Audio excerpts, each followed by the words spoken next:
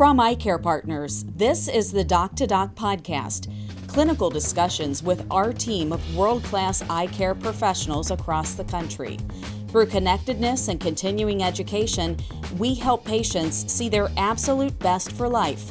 Your hosts are Dr. Albert Cheung, a cornea and cataract specialist at Virginia Eye Consultants, and Dr. Ian McWherter, an optometrist at Bennett & Bloom. Well, hi everyone, and welcome to another episode of ECP's Doc2Doc podcast. I'm your co-host, Albert Cheung, alongside Ian McWherter from Bennett & Bloom. Today we have Dr. Emilio Justo from Arizona Eye Institute and Cosmetic Laser Center. So welcome to the podcast, Dr. Justo, and thanks for joining us today. Well, thank you both very much. I appreciate it, Dr. Cheung and Dr. McWherter. It's a privilege and an honor, and I'm very happy to be here. Thank you. Yeah, Dr. Justo, we're really excited to have you on here. You know, Albert and I kind of understand that you have a pretty unique background. And I think our audience would really enjoy hearing your story, and I think it would be impactful to a lot. Could you give us a little bit of background about yourself and kind of how you got to where you are today? Sure, I'd be most happy to. I guess, in my world, it is my background, and so to me, I don't think much of it, but I think it does have a little bit of uniqueness. I'm actually a Cuban refugee. I came to the United States with my parents at the age of 3 years old. And unlike a lot of Cuban refugees who went through Miami, we did not. We actually were able to kind of flee through Mexico. And then with the help of church organizations back in that time period in the mid-1960s, we were relocated to Gary, Indiana. This is back when the Jackson 5 were just getting their start. Because they're from Gary, Indiana as well.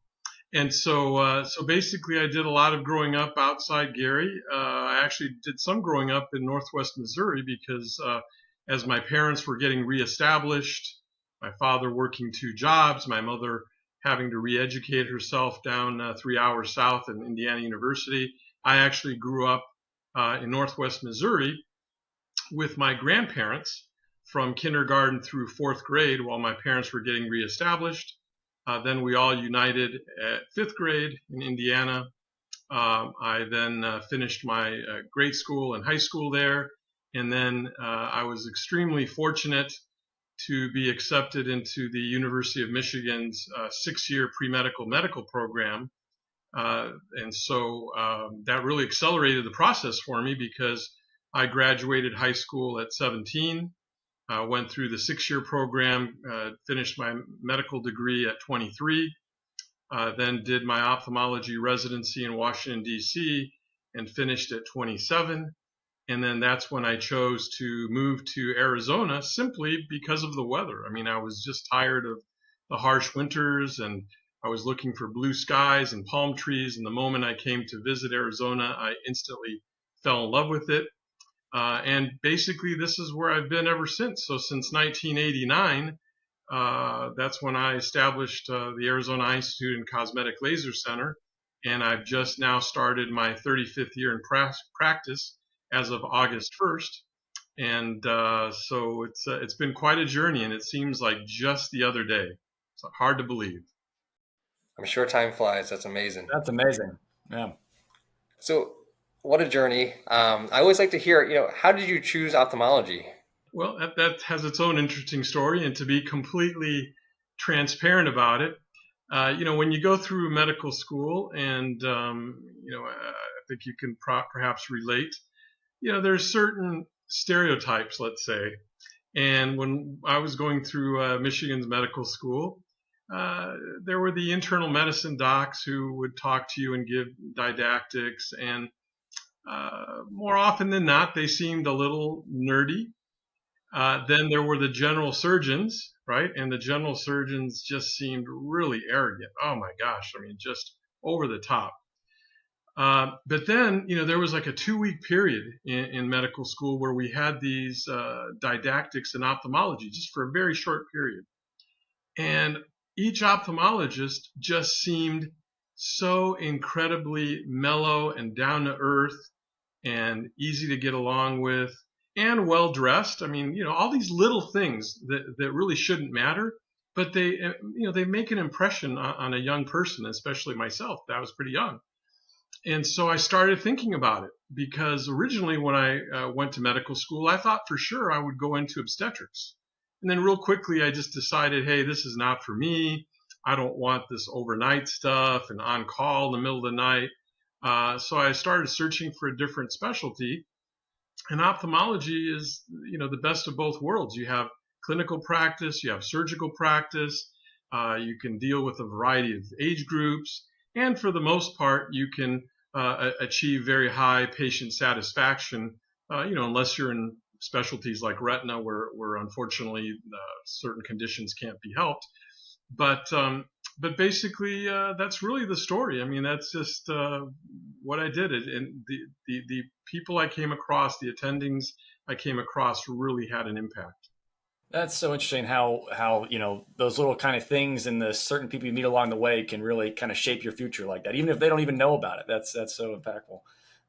But you don't just stop at ophthalmology, though. I mean, we recently heard you gave a TEDx talk, which, those are awesome. And, for those of our audience that aren't familiar with TEDx talks or TED Talks, could you tell us a little bit about the program and kind of what it has to offer? Yes, absolutely. I had always been loosely interested in TEDx and TED Talks throughout my life. And, in the back of my mind, I thought, well, someday, maybe when I retire, someday I'll get around to it when I have time. But interestingly, earlier this spring, around March of 2023, I was on my stationary bike, just biking along and surfing the internet. And I come across basically an infomercial, right? We've all come across these infomercials. And it's an infomercial from a gentleman, Taylor Conroy, who leads up this thought leader organization, about giving TEDx talks. And basically, it really struck a chord with me, and I decided that I'm going to jump in head first and go into this. And this thought leader organization, which is really phenomenal, I mean, just incredibly well organized, their whole mission is to teach and counsel individuals and walk them through the process of, not only creating a talk, but how to apply for a talk and all the steps in between. Just incredible. So I started the process. And the unfortunate thing is that so many of these organizations have all these live Zoom meetings with a whole bunch of other attendees, but they're all during the work week. And of course, I work 8 to 10 hour days, 5 days a week, so I didn't have time. But the nice thing is that they record all of these. So on the weekends, I would go back and listen to these recordings, for hours, because they would walk you through the process, and one would take meticulous notes and go through an application process. And so I would do this and basically then started applying. And the way they teach it is that you apply first with an idea. You have to come up with an idea. They walk you through it. You fill out an application template with basically frequently asked questions on the applications. And I started doing this. And by the end of June, I had submitted 87 applications, which sounds like an incredible amount, and it is. It took, I can't begin to tell you how many hours and how many weekends it took to do that. But they tell you that it takes, on average, between 90 to 100 applications to get one acceptance for a TED Talk. So I got that done, and then I took a little break, and July came. It was time to do a family vacation. So my family and I decided to do a Western Canada 2-week trip. And I'll never forget, July 5th, we're in Banff, Alberta, Canada, having lunch with our tour guide. And I get a phone call. And basically the phone call is inviting me to give a TEDx talk in Denver on August 12th. So this is 5 weeks away. And of course I immediately accepted, but I only had 5 weeks to then I still had another week of vacation. So really it was 4 weeks. And so I got home, and then I had to write the talk. I had to practice the talk. I had to memorize the talk, and finally deliver the talk. And it was an incredible process. And this particular TEDx event, because They do vary in terms of perhaps their quality of the organizing committee.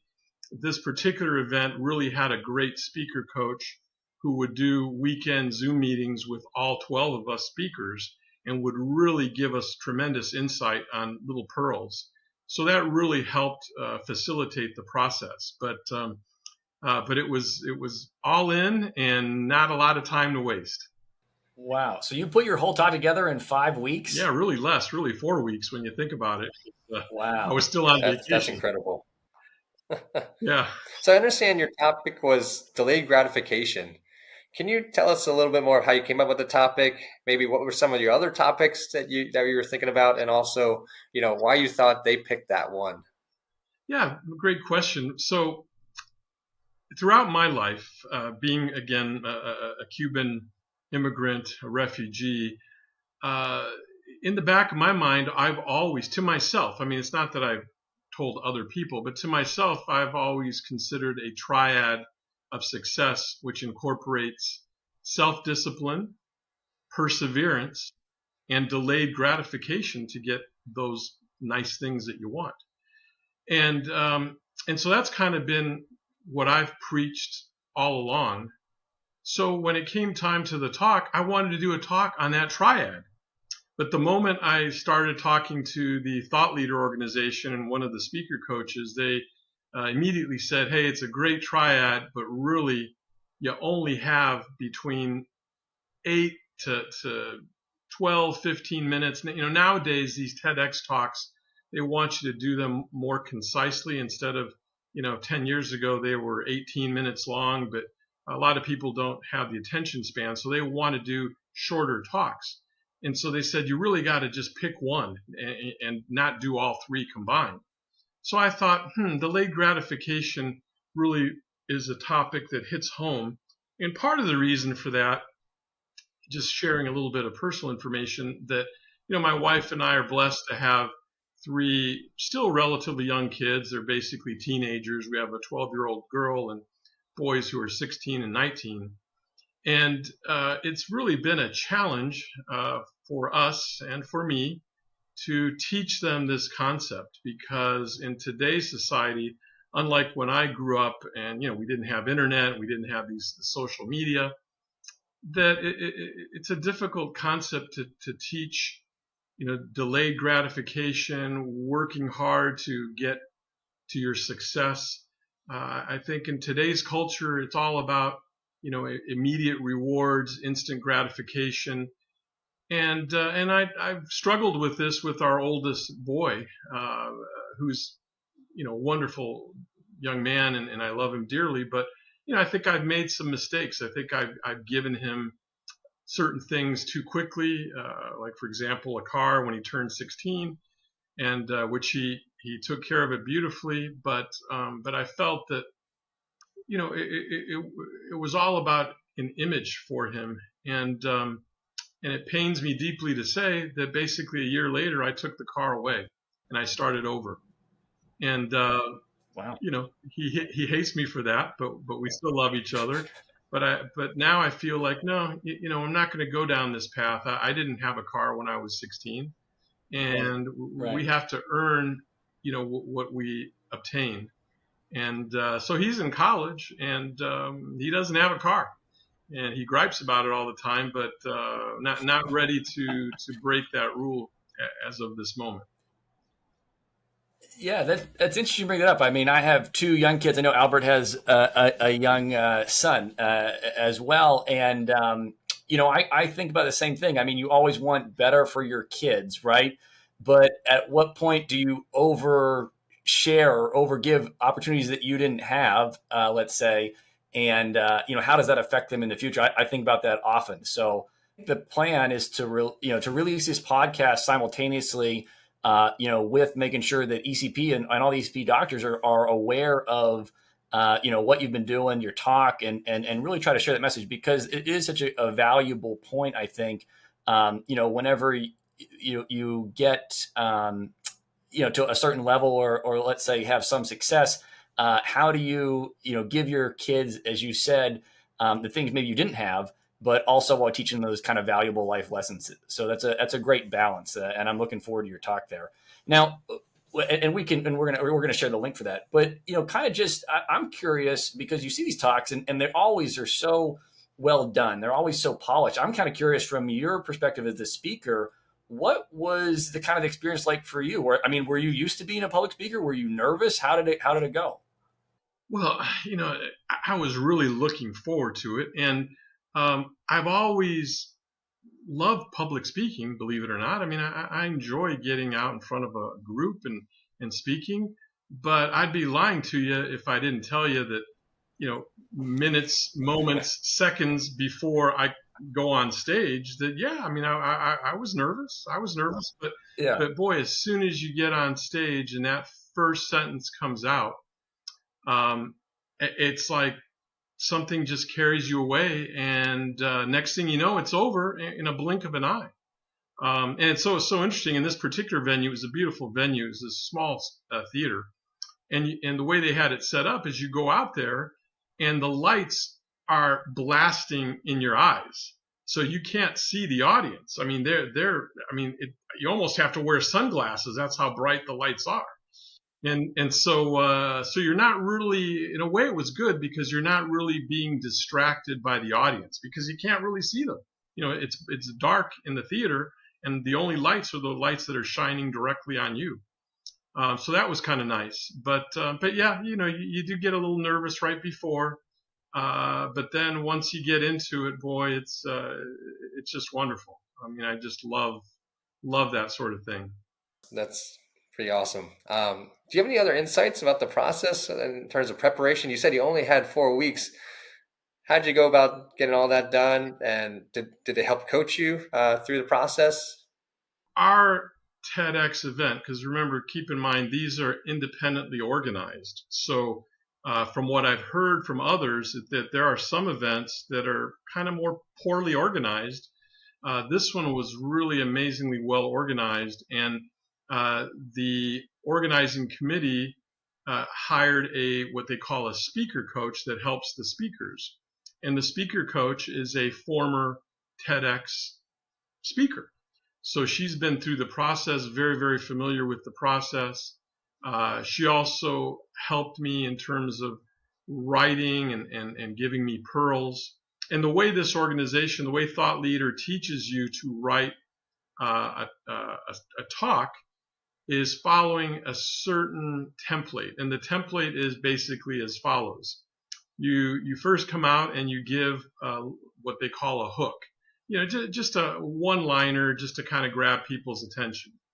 Then you go into what they call an up story. So you tell a story that really may or may not have anything to do with your talk, but it's something to engage the audience and have them develop kind of some rapport with you and like listening to you.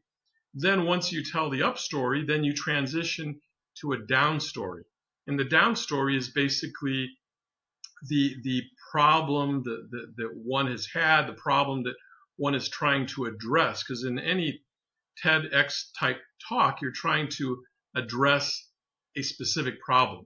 So you go into the down story. Then after the down story, then you talk about the journey, the journey of how did one overcome the down, how does one process it, and then after that journey, you talk about a main point, and that's just again another 1 or 2 lines about the point of the talk.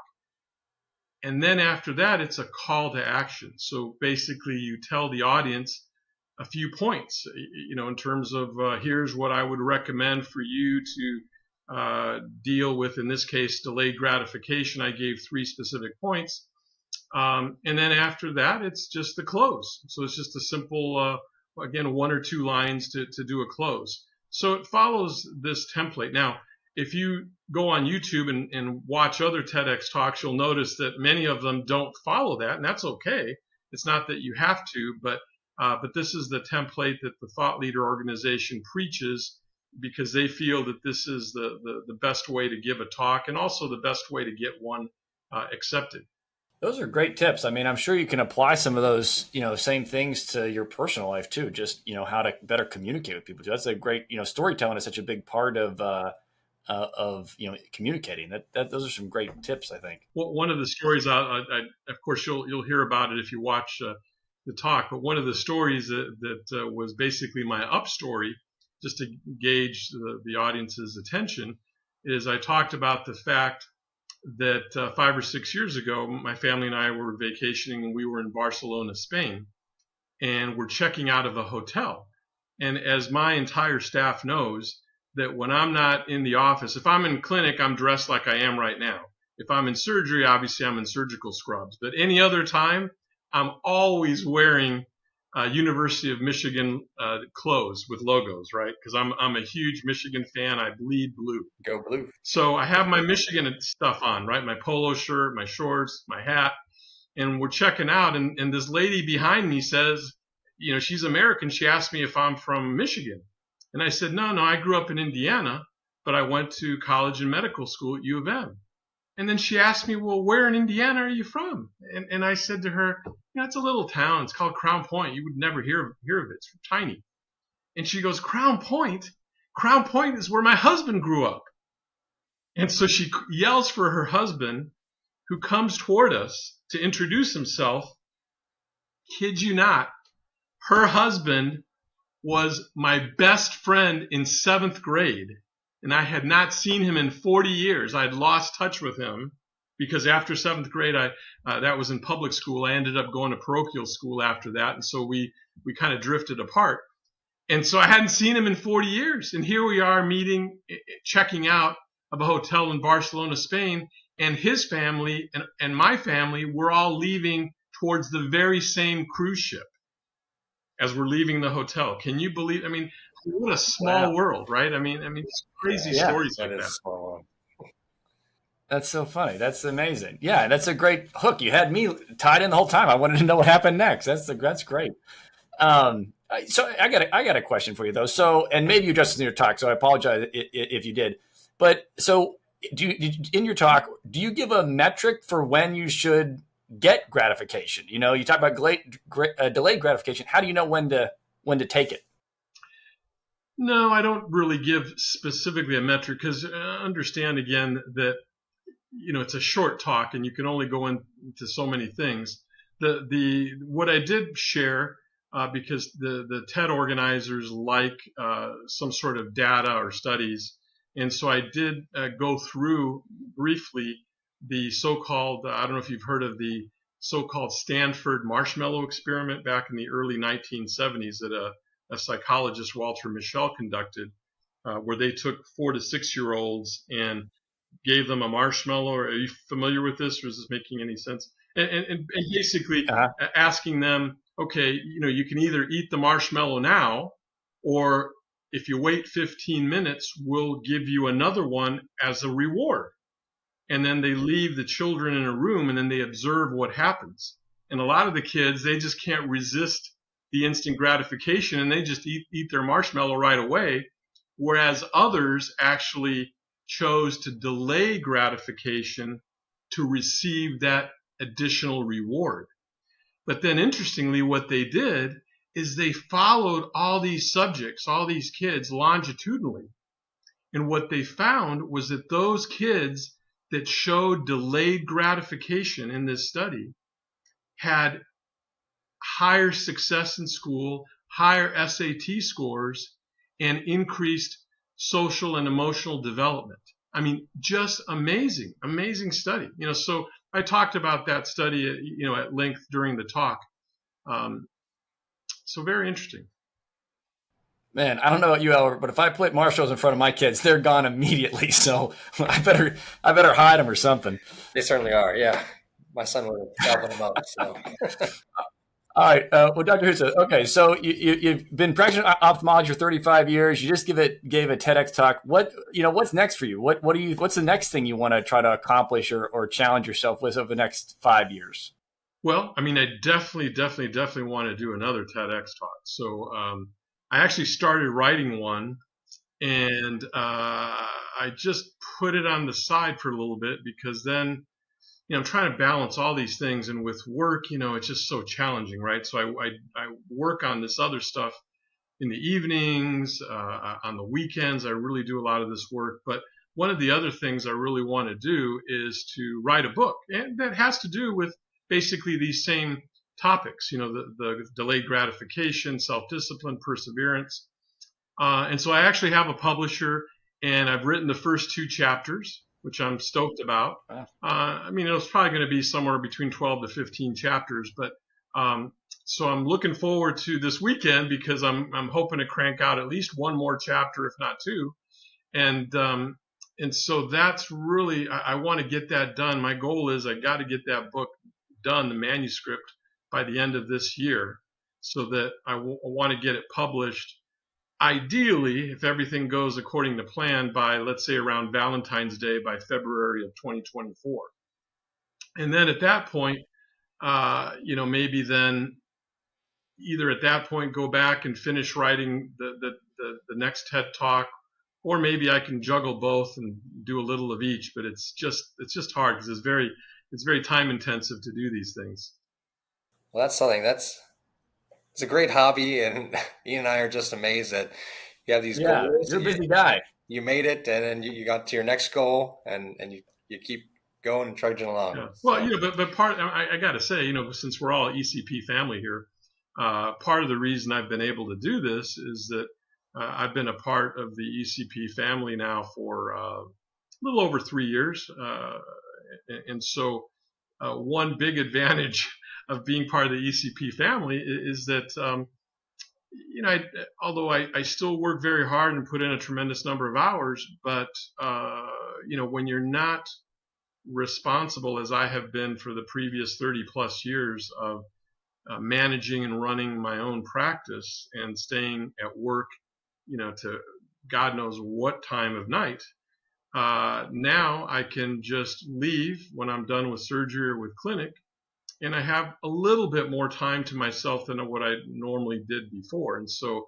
that's opened up these opportunities that now I want to take advantage of, because before my whole world just revolved around the practice. And now I want to do some other things, for myself and for my family, and to leave a legacy.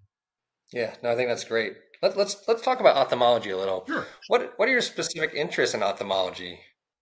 Well, that has evolved tremendously. So when I first started, and I was very fortunate to have gone to a residency in DC where it was very, very clinically based, and the residents ran their own clinic, with attendings present. So we did a ton of surgery, and we were really trained well in pretty much every subspecialty. So when I came out of residency here in Arizona, I was doing anything and everything. I was doing not just cataracts, but I was doing corneal transplants. I was doing a ton of trabeculectomies. We had a good plastics training in residency, so I've always loved, oculoplastics. So I was doing oculoplastics. Little by little, that evolved. In the early years, like in I would say the mid to late 90s, I developed a keen interest, which I've always had, in aesthetics. And so I started doing a lot of postgraduate work, going to other practices and other seminars where you go see live surgery. So I learned to do full body liposuction. I trained with Jeff Klein, amongst others. He's kind of known to be the inventor of tumescent liposuction. I learned to do facelifts. I learned to do endoscopic brow lifts. So I was doing all sorts of things for many, many years. And it's only been probably in the last 5 years, or maybe even less, but certainly since the ECP, that I've really focused now on just refractive cataract surgery. And we've had a LensX femtosecond laser in our office, because we have a surgical center, a Medicare certified AAAHC accredited surgical center in one of our offices in Sun City West. So we have a femto laser there, and I've been doing that for probably 10 years now. Advanced technology implants, Aura. We've had Aura for almost 15 years. I think I was probably one of the first in Arizona to have Aura. And so that's one of my interests. And then as far as all the other aesthetics, I've really narrowed it down to mainly oculoplastics, and within oculoplastics, particularly CO2 laser blepharoplasties, which I started doing in the mid-90s. That was also part of that evolution when you guys are probably too young to remember, but in the mid-90s, laser skin resurfacing started to become in fashion. And so, again, I went out and did a lot of training with people like Fitzpatrick and Goldberg in Southern California, and really developed a keen interest in the CO2 laser. So when I brought it into my practice, not only did I use it for the laser resurfacing, but I converted all of my blepharoplasties, which I was already doing a significant number, I converted them all into laser blepharoplasties. So since the mid-90s to the present, I haven't done a non-laser blepharoplasty. They're all CO2 laser. You know, when I do the lower lids, I do primarily a transconjunctival incision on the lower lids, do a little periocular laser resurfacing. So I do a lot of oculoplastics, and of course I do all the bread and butter stuff, the ectropions, entropions, muleirectomies, levators, and endoscopic brow lifts, which I also like quite a bit. But the liposuction and the facelifts, I finally, after 20 plus years, decided to leave those behind, simply because they're much more time intensive. And, you know, as I get older, now that I've turned 40, you know, as I get older, that was a joke. You guys didn't laugh since I turned 40.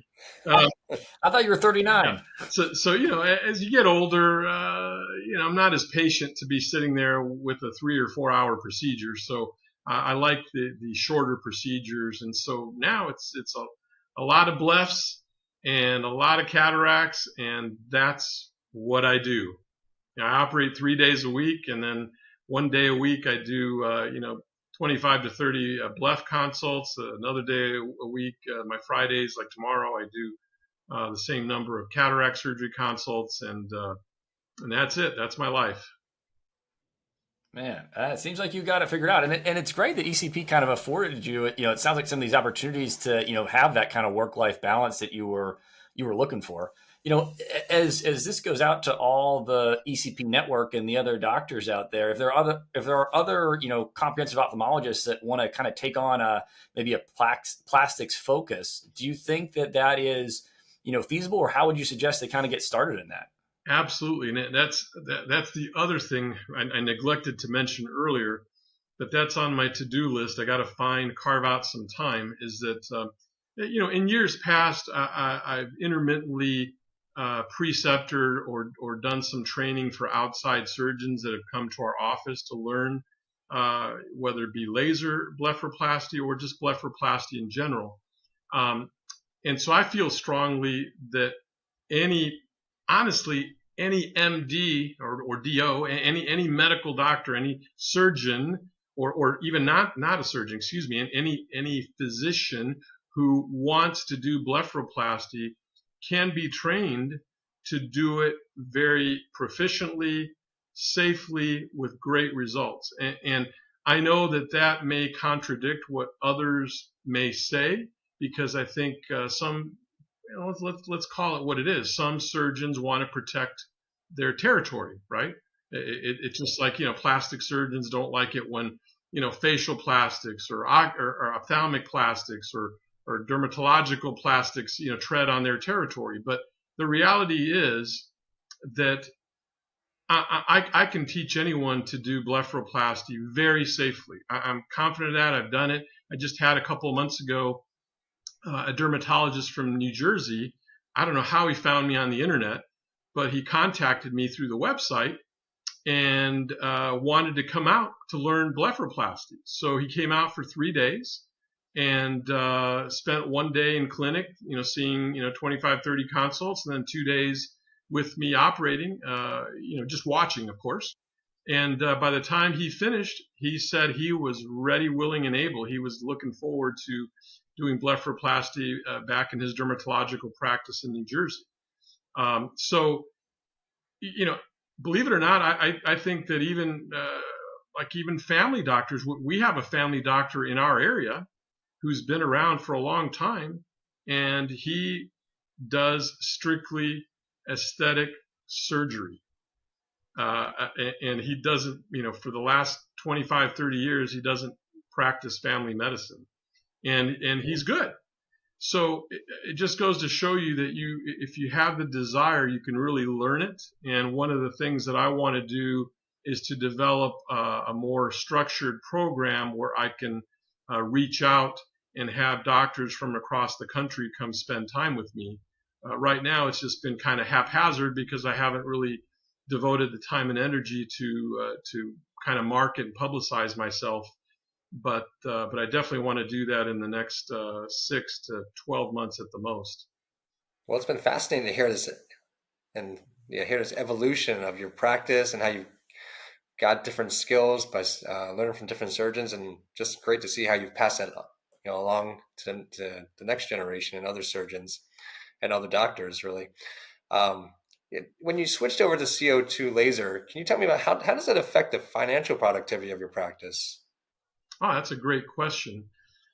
As far as the CO2 laser specifically, right? Because when I do a CO2 laser bleph, it's not like I'm charging extra for the CO2 laser. It's not like in cataract surgery where somebody chooses that they want to have a laser-assisted cataract surgery and you charge them for that.